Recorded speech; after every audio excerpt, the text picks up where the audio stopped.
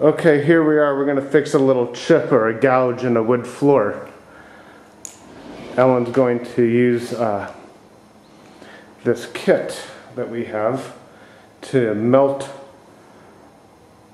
different colors into there. And he's not going to use just one color. He's going to melt different colors in.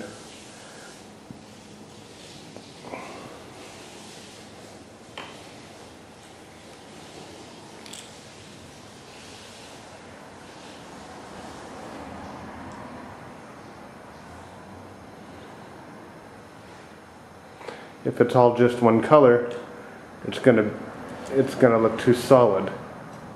So what Alan's going to do here is he's going to try to match 3 or so of the colors that are already in the floor. And his hand is a torch, small torch.